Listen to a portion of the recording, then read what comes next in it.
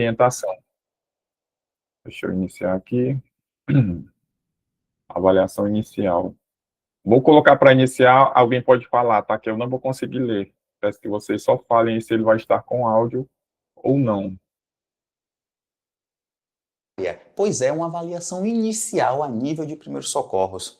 Como saber o status de uma vítima, principalmente o nível de consciência, seguindo alguns passos rápidos. Pois é, nesse vídeo você vai aprender o que fazer ao encontrar uma vítima deitada no chão e saber avaliá-la. Meu nome é Alan Lago e a gente vai bater um papo sobre primeiros socorros. Porque a prevenção ela é melhor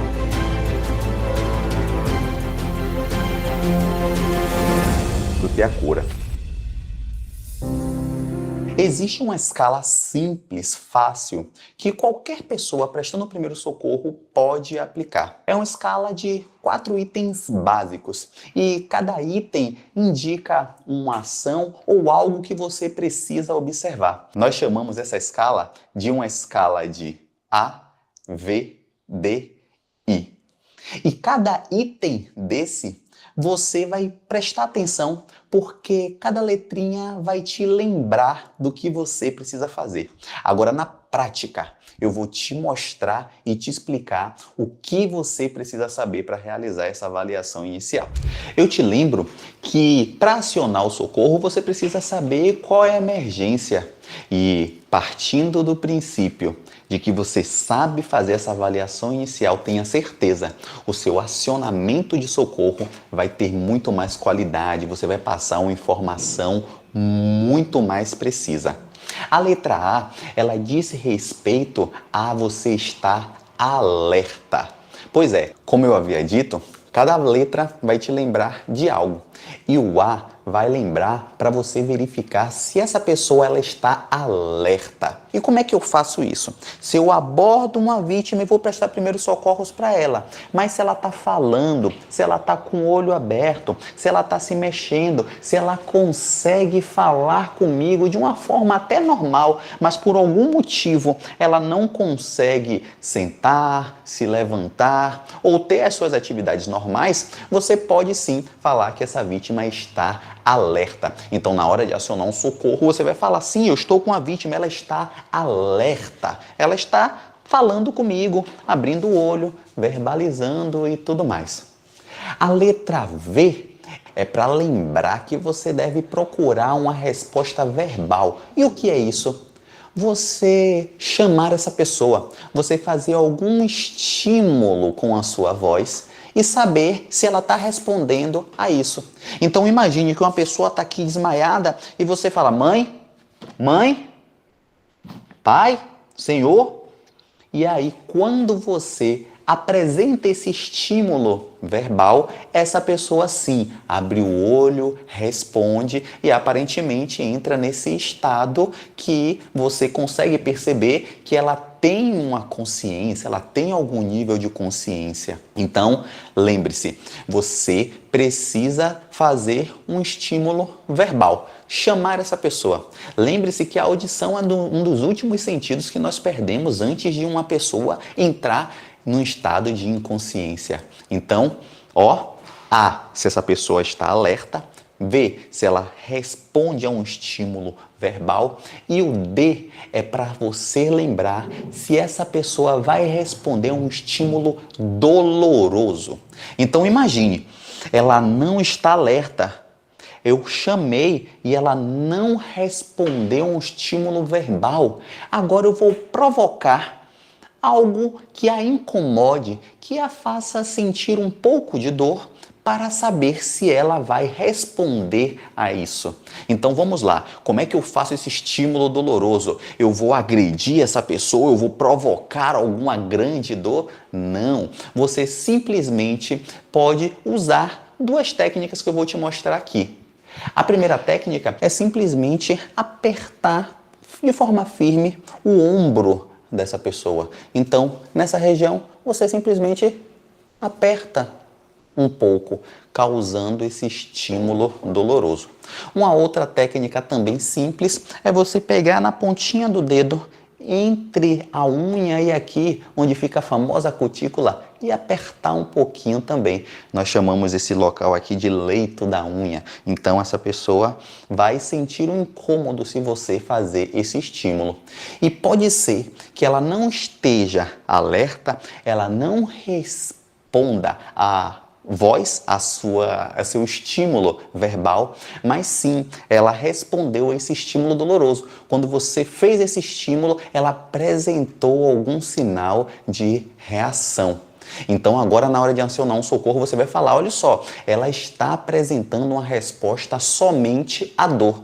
Ou, anteriormente, você poderia falar, ela não está alerta, mas está sim respondendo a estímulos verbais. E por último, o I é para te lembrar que essa pessoa vai estar num estado de inconsciência.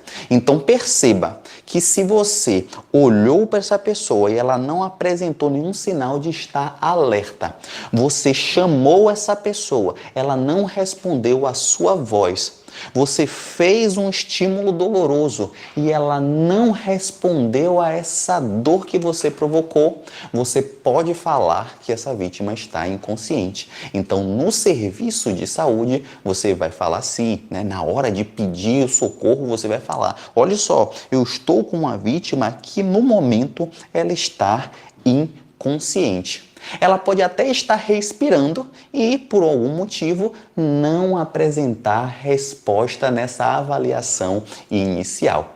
Agora você já tem ferramentas para, na hora de acionar um socorro, fazer isso de uma forma muito mais precisa. E tenha certeza que o atendente, a equipe de saúde que vai chegar até você, vai fazer isso já sabendo do que se trata, já sabendo mais ou menos qual conduta pode ser tomada nessa situação. Eu vou ficando por aqui, mas te peço, se inscreva. Deu para entender aí a parte principal do vídeo? Conseguiram compreender todas as letras referente ao alerta, a parte verbal sobre dor, também sobre inconsciência, tá? Muitas vezes a gente pode se assustar a parte de dor, mas realmente é algo que tem que ser feito, tá? Para saber o estado da pessoa. Muitas vezes, se você, que nem ele deu o exemplo, né? Ali no cantinho da unha, lá na cutícula, onde geralmente você sente dor, né? Até se você apertar aí, se a pessoa tiver uma reação, já é algo positivo, tá? Sempre que mostrar um pouco mais de lucidez, já é algo positivo. E aquilo que eu sempre falei para vocês desde a primeira aula, a gente pensa que não acontece, mas em algum momento pode acontecer. E até onde eu conheço os meus colegas de educação física, sempre teve algum caso, sempre teve um primeiro socorro, sempre alguém caiu, bateu a cabeça. Já contei para vocês também de um aluno que fraturou, né, literalmente aqui, quebrou, como a gente fala, a região do punho, dos dois, né, não era comigo, mas foi um relato de um colega também. Então a gente tem que estar preparado. E do caso, como é falado, né, eu falo que nem todos os lugares tem SAMU, aí tem uma ambulância, você liga, vai ter uma boa resposta logo. Então, o que deve ser feito? Você deve ter as informações, porque geralmente o que? Corpo de bombeiro, polícia, geralmente todos esses locais você pode ligar se você tiver em dúvida, se não tiver como, tiver um transporte no momento ali disponível para levar um aluno, alguém que se acidentou, então você tem que repassar as informações também, tá? Geralmente é o básico. Então, a gente já viu aí desde da aula anterior que nós tivemos sobre avaliação de cena, tem que ter cuidado. Se vocês pesquisarem no Google, quem nunca viu, no Google, no YouTube, pesquisar lá, por exemplo, se digitar assim, acidente após um acidente, é o que mais acontece. Por exemplo, as pessoas que não sinalizam, tá? Tem que sinalizar, geralmente é muito comum em estrada, tem vários vídeos. Teve um acidente, não foi bem sinalizado, vem outro carro e ali acontece outro acidente. Inclusive já teve acidente no caso que a pessoa estava ali, geralmente ele fraturou, por exemplo, o fêmur, aparentemente tranquilo, né, em relação à vida, mas aí depois veio um carro e a pessoa faleceu depois. Aí você imagina, né, que muitas vezes a falta de conhecimento, tá, pode ocasionar isso. E é o que eu falo para vocês, né, muitas vezes não é nem por a pessoa, não é nem por ignorância, né, da pessoa não saber, é porque realmente não teve, a escola não proporcionou.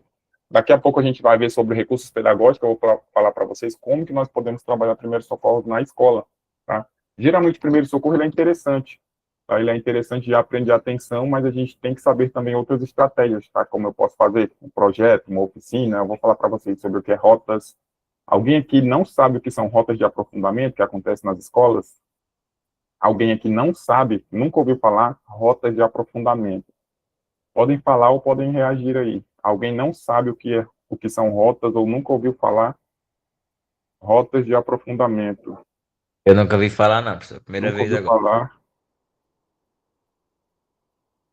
Já ouviram falar em eletivas, disciplinas eletivas? Estou até anotando aqui para eu lembrar de falar ao final. Rotas de aprofundamento, vou falar de eletivas. Projeto, todo mundo sabe geralmente o que é. Só um minuto. Isso aqui é bom que a gente já vai aprendendo, tá? Acho que o pessoal do PIBID já ouviu falar ou já realmente já teve na prática, tá? Mais à frente lá, quando a gente for falar dos recursos pedagógicos, vocês vão compreender, tá? Ó, o próximo vídeo que eu vou colocar, deixa eu só tomar mais uma água aqui. O próximo vídeo que eu vou colocar, ele vai tratar sobre cãibra, tá? É uma aula bem interessante, tem uns exemplos também.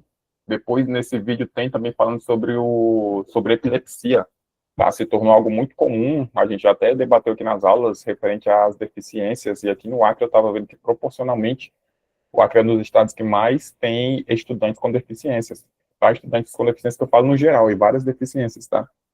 Então, realmente você tem que saber como lidar, tá? Inclusive, estou trabalhando aplicando o Enem, e a gente percebe, tá, o grande número de solicitação que tem de estudantes com deficiência, estudantes que têm deficiência física, a maioria também tem vários autistas, então tem que saber lidar, tá, que são coisas específicas. Posso ter um epilético? Com certeza. Geralmente, crise epilética tem que saber lidar. Tá? Se você não estiver preparado, muitas vezes você toma um susto. Acho que muita gente já presenciou, uma crise epilética. Alguém que já presenciou, alguém com epilepsia tendo uma crise?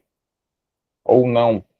Geralmente tem uma convulsão, geralmente vai salivar ali também, uns 3 reagiram, né? Então, nesse momento, você tem que ter calma, tá? Porque só pela situação ali, muitas vezes pode ser algo ali, entre aspas, assustador, né? Para quem nunca presenciou. Você imagina, né? Você tendo um aluno acontecendo isso com um aluno, tá? Somente você ali, não tem como chamar outra pessoa, né? Tem que fazer alguma coisa ali de início, tá? Então, esse vídeo é bastante interessante, deixa eu compartilhar aqui. Mesma coisa, tá? O vídeo iniciou, já peço que vocês confirmem se ele vai estar com áudio, mas acho que agora vai estar. Cadê?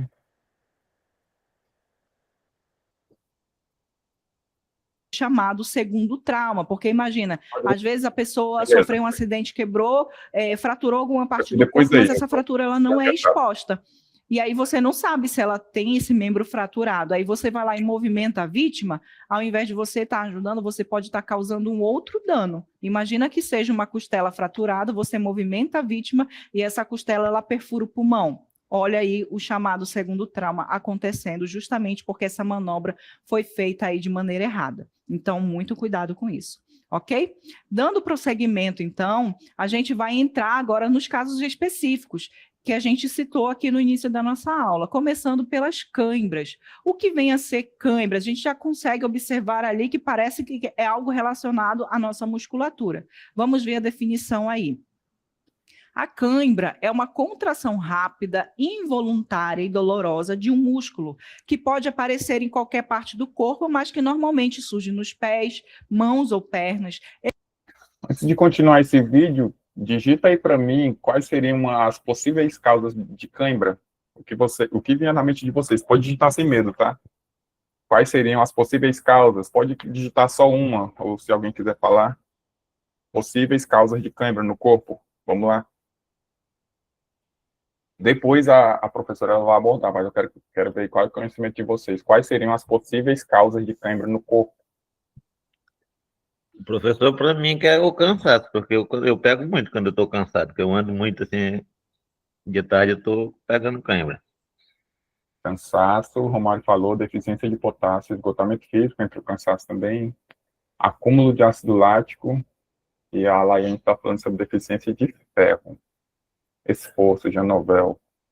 Beleza, vamos lá. Especialmente na panturrilha e na parte de trás da coxa. Então, a gente já observa aí que a cãibra é justamente quando acontece essa contração muito forte do músculo, causando uma dor muito grande em determinadas áreas do corpo, principalmente aí na região da panturrilha, né? Imagina, Se você não passou por uma situação como essa, provavelmente você já conheceu alguém que passou por uma situação como essa, de estar dormindo aí do nada, as pernas, a panturrilha ela contrai de uma forma tão forte que você acaba pulando da cama porque a dor é intensa.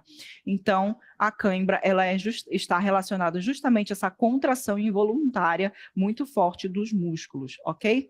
E o que pode causar a cãibra? Vamos ver. Excesso de exercício físico, desidratação, ausência de sódio e potássio, que são esses sais minerais importantes na questão da contração muscular. A má circulação também pode ser uma causa, né, para essa cãibra acontecer.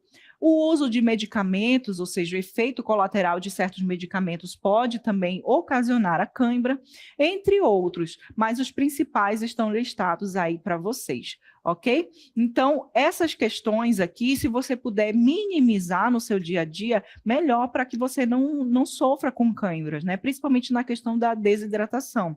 Então, tomar uma boa quantidade de água ali durante o dia, não tudo de uma vez, mas distribuídos ao longo do dia, né?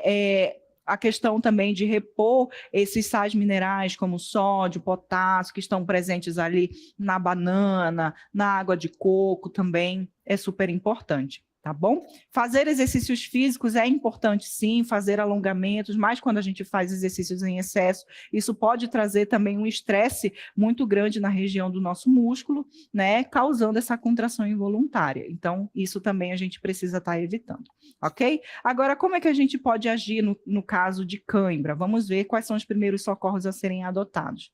Primeiro, alongamento imediato. A panturrilha contraiu tanto, tá doendo demais, o que eu vou fazer? Vou lá, ó, faço meu alongamento, tento estender esse músculo, né, alongar esse músculo para descontrair esse músculo e parar de doer. Caso isso não aconteça, né, ou melhor, isso não resolva, o que eu vou fazer? Massagem no local que está sendo afetado.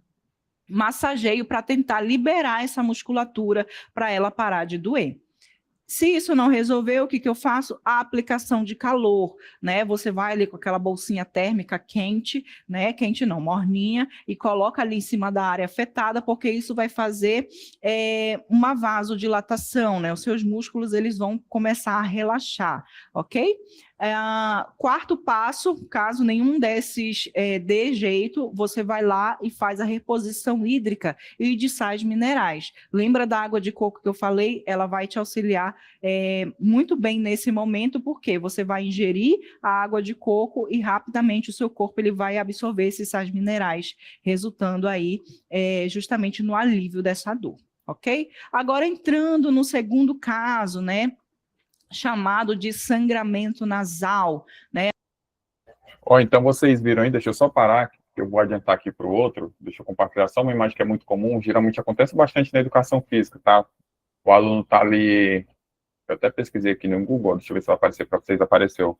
Geralmente ele está praticando o esporte, o mais comum que pode acontecer, posterior panturrilha, tá? Aí no posterior, na região ali da coxa, tá? Acontece bastante, é muito comum, ainda mais no futebol aí, que até você pesquisar, o que mais aparece vai ser o futebol, tá? Teve cãibra, tem que ter o alongamento, tá? Claro que tem que ter cuidado, né? Geralmente, se for de esforço único, falta de nutrientes, gravidez também. Agora estou vendo aqui as respostas de vocês, tá?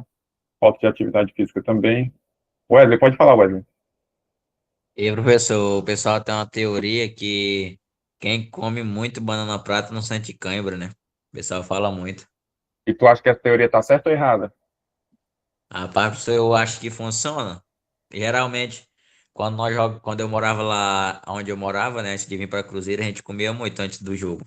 Sim, não, pois é, geralmente, assim, para o jogo, ela pode até te auxiliar, mas quem tem um hábito, ela ajuda bastante, tá? Que nem foi falado aí, ela é rica em potássio, tá? É rica em vários sais minerais que o corpo precisa e está certo, tá? Quem consome banana aí com uma certa regularidade, tá? Ela tende a ter, sim, os benefícios, tanto que é muito comum, inclusive, nos esportes, esporte de alto rendimento, o atleta, muitas vezes, ali, para ele não comer algo pesado, geralmente come uma fruta e geralmente é banana também.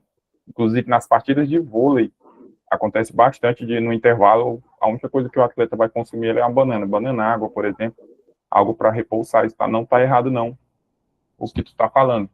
E muitas vezes, que nem o Wesley falou, muitas vezes as pessoas, isso aí deve ser passado de geração em geração, né? Muitas vezes é um conhecimento ali empírico, muitas vezes a pessoa não tem nenhum conhecimento científico, mas é um conhecimento correto, tá?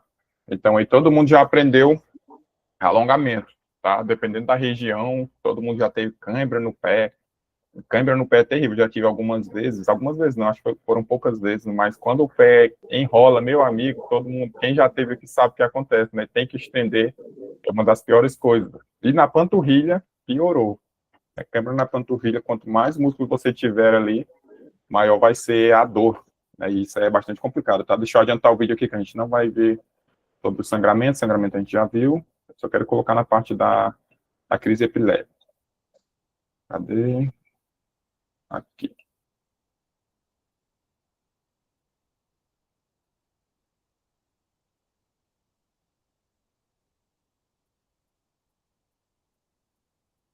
Observe aí essa imagem, veja que parece que a pessoa ela está ali tendo como caso é a epilepsia.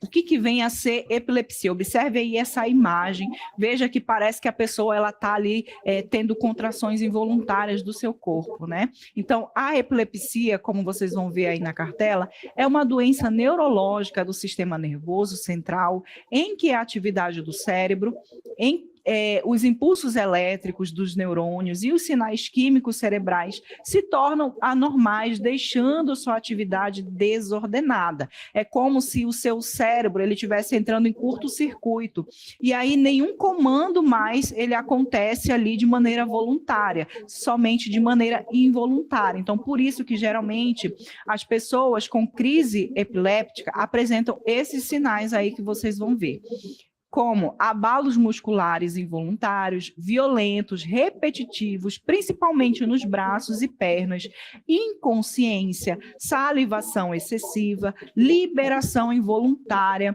de urina, né? Esses são os principais sinais ali de crise epiléptica. Agora, o que eu preciso saber para fazer, para auxiliar uma vítima dessa?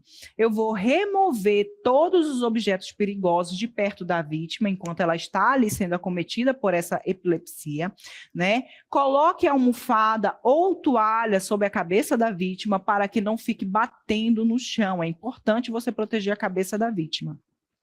A crise, ela geralmente dura em torno de 1 minuto e depois ela passa. E quando passa, a pessoa ela pode permanecer com relaxamento muscular, confusa por alguns minutos, sonolenta, cansada, queixando-se de dor no corpo, e também ela pode não lembrar de nada do que aconteceu. Por quê? Porque nesse momento ela perdeu totalmente o controle do seu corpo. Quando a crise ela termina, você vai observar se a vítima respira, vai afrouxar as vestes dessa pessoa. Se ela não tiver sofrido queda, você vai colocar essa pessoa de lado e, após a vítima estar orientada e lúcida, você vai levar essa vítima para uma unidade de saúde. Agora, atenção, as quedas elas são frequentes nesse momento de crise, podendo causar traumas importantes. Caso aconteça, não remova nem movimente a vítima. Ligue para o atendimento de emergência, segure a cabeça dessa vítima e aguarde a ambulância chegar. Tá? Agora a gente vai ver quais ações não fazer durante a crise. Vamos lá. Não segure a vítima, não impeça os movimentos da vítima, não jogue água na vítima e nem tente abrir a boca da vítima, mesmo que você veja que ela está sangrando. Lembre-se que a crise, ela dura cerca de 1 minuto. Então, durante esse momento, você não vai fazer nada disso, nem tentar tirar objeto ou colocar objeto na boca da vítima, por exemplo, um pano para que ela não morda a língua, você não vai fazer nada disso. Porque essa vítima, ela perdeu totalmente o controle do seu corpo, os músculos dela estão contraídos, né? E numa dessa você pode ali se machucar, perder até seu dedo, justamente porque ela pode morder o seu dedo com força, tá bom? Não coloque também, como eu já disse, a mão ou objeto na boca da vítima e não tente tirar a vítima do lugar enquanto ela convulsiona, ok? Agora, A crise passou, o que eu não posso fazer depois da crise? Não dê remédios, líquidos ou alimentos para a vítima enquanto ela ainda está sonolenta, confusa, retornando ali para o seu quadro normal, né? Retomando o controle do seu corpo. Não faça nada disso com ela, ok? Agora vai passar aí um vídeo para vocês. Dos procedimentos aí de uma maneira mais didática, do que você pode fazer para atender ali a vítima que está acometida ali de uma convulsão, de um quadro epiléptico. Fique aí com o vídeo. Prestem atenção aí.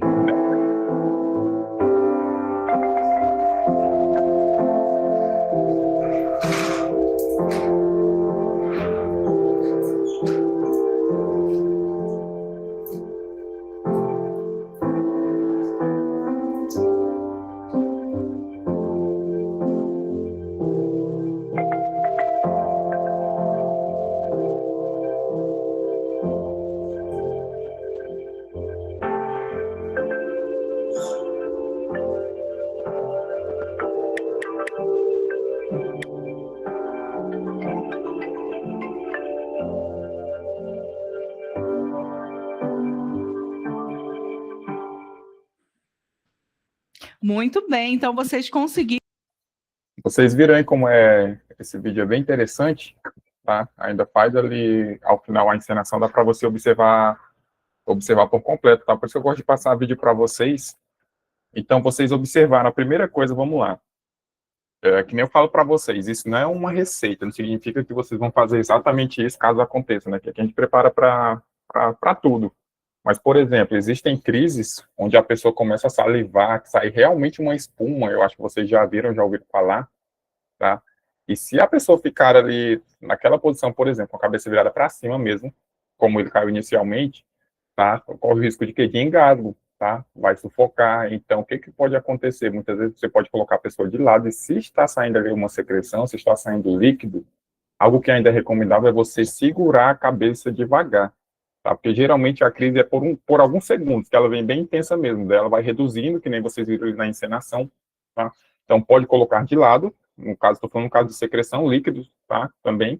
Aí você pode elevar um pouco, né? Vocês viram, ela utilizou uma bolsa, tá? O que tiver à disposição, muitas vezes pode ser até a mão, se não tiver algo, eleva um pouquinho, coloca de lado para não ter o caso de quê? De sufocamento, tá? Perda de oxigênio, que aí vai agravar 100%. Deu para entender? Caso de líquido, tá? Você vendo a vítima ali, não vai deixar ninguém ficar ali, como é que fala? Por exemplo, se tiver muita saliva, se tiver um líquido, a pessoa vai ficar sufocada, tá? Então, vocês têm que saber sempre observar, que nem eu falo para vocês, tudo que é passado aqui não é uma receita, tá? Depende muito da realidade, da situação e do que vai estar acontecendo. Em relação a líquido, eu falei desde a primeira aula, esse negócio de dar líquido para alguém tem que ter muito cuidado, tá? Muitas vezes, eu lembro, quando eu estudava em uma escola, eu lembro de um colega passando mal, sem ar, tá? Literalmente, Elione, beleza, Elione. Sem ar mesmo, né? Não tinha oxigênio ali, e o que deu? Ele chegou sem fôlego, chegou na sala da gestão, ela deu um copo de água. Aí você imagina, você está precisando de oxigênio, e aí você ainda coloca líquido para dentro, aí vai complicar tudo. Tá? Então, esse negócio de líquido, geralmente, é algo que vem lá dos antigos também, dá água que se acalma, dá uma água que se acalma.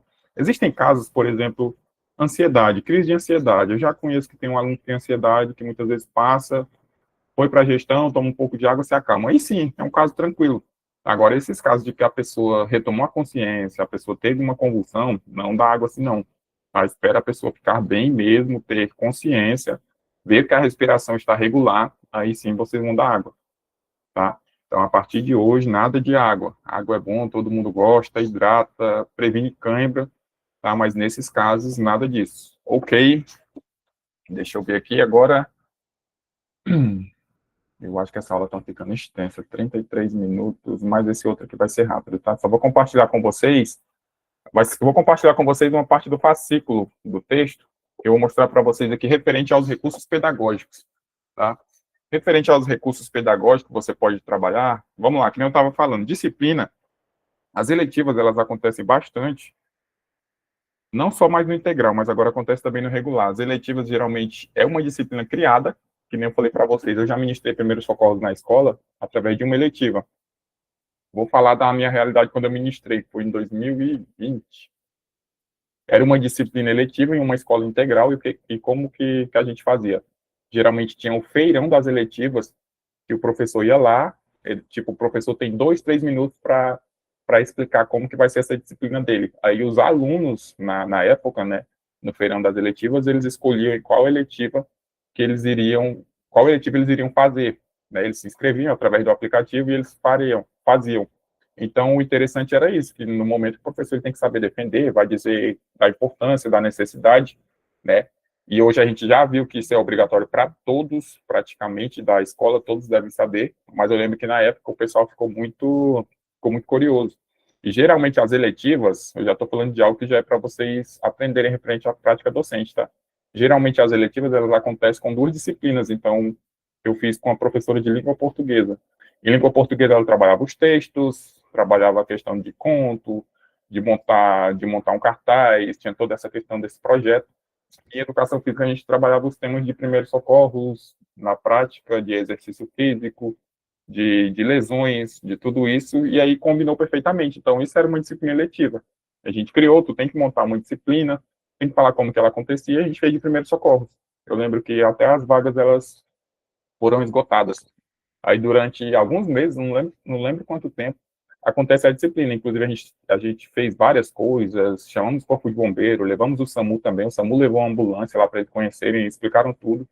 Então, aí você já vendo que a eletiva, ela é um recurso pedagógico para a sua prática, tá? E aqui voltado para essa unidade, sobre os recursos pedagógicos para o ensino dos primeiros socorros, tá bom? Então, aí vocês já viram eletiva. Já as rotas praticamente são a mesma coisa. Ela não vai ter o mesmo fim de você criar exatamente, mas vem a rota para a escola e elas são rotas de aprofundamento. O aluno ali, ele vai fazer determinada rota, geralmente tem uma diferença, tem aluno que faz curso, tem aluno que faz rota, tá? E rota acontece na escola. O aluno, ele vai se aprofundar em determinado conteúdo. Por exemplo, atualmente agora eu dou aula das rotas que a gente trabalha sobre práticas corporais.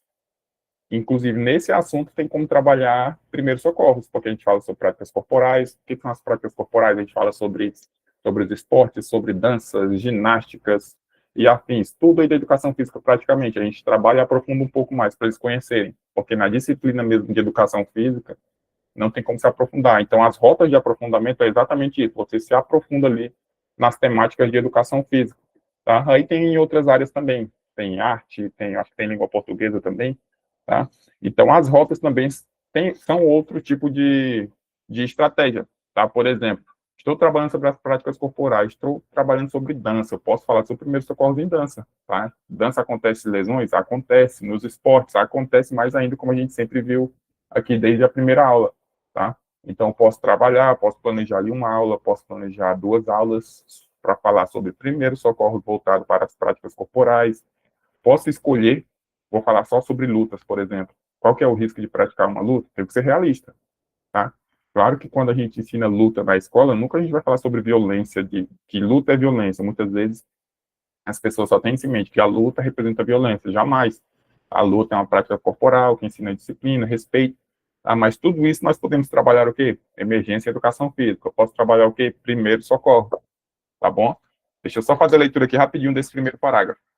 O ensino de primeiros socorros em situações de emergência na educação física escolar é essencial para garantir um ambiente mais seguro durante a prática de atividades físicas. Nesse contexto, os recursos pedagógicos tornam-se ferramentas fundamentais para mediar o conhecimento entre professores e estudantes.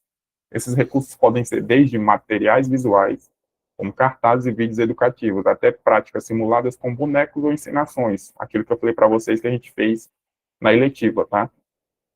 A aprendizagem se torna mais eficaz quando o aluno participa ativamente do processo, vivenciando situações hipotéticas que envolvem acidentes e a necessidade de ação rápida e correta, tá? O terceiro parágrafo também é bem interessante, ele fala sobre utilizar jogos, simulações, estudos de casos e recursos digitais, favorece a aprendizagem significativa, tá bom? Então, só para vocês entenderem, se a nossa aula sempre fosse, eu vou falar sobre primeiros socorros, se fosse praticamente eu falando aqui durante 1 hora, não teria, a compreensão de vocês seria modificada, tá? Não seria uma aula interessante, mas aí você já observa, quando eu coloco um vídeo, como já fica bem mais interessante, vocês estão visualizando, vendo como que é o procedimento, como que é a encenação, como que deve organizar, por isso que até que eu falei que essa disciplina, ela tinha que ter uma parte prática, tá? Que nem tem os esportes geralmente, tá? Mas vocês já observaram que já muda a aula, tá? Já fica mais interessante. Com os alunos, nem se fala, tá? Se você está falando de fundamental e médio, perdem a atenção rapidamente, precisam ter ali algo novo, tá? E hoje a tecnologia está aí para isso, tá? Tem jogos, tem tudo, tem aplicativo que você, por exemplo, vou trabalhar, deixa eu só parar essa parte aqui, senão vai ficar muito extenso. Vocês me lembram de gravar daqui a pouco a orientação do trabalho, tá?